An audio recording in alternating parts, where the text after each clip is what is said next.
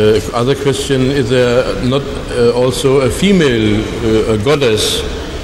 And so some questions regarding the unity of God. As far as the sex is concerned, I have already answered that no soul has any sex.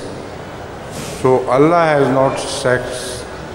He is just one thing, and He is not divided between a female God and male God.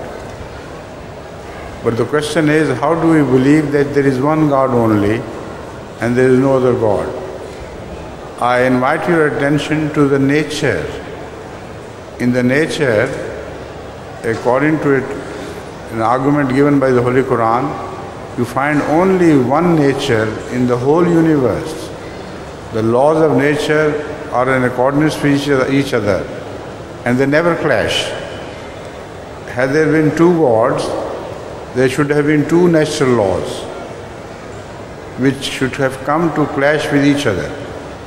So this is an argument given by the Holy Quran, that if you look at the nature, that is the natural laws, you'll be surprised to find that from in the entire universe there is one law of nature which is working in every case.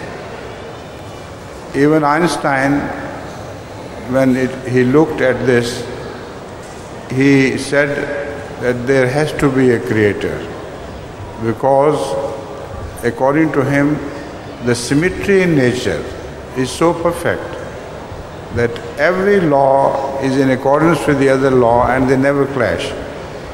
So it is not an automatic chaotic thing. Some creator has to have created them in accordance with the natural laws which he created and no one else did.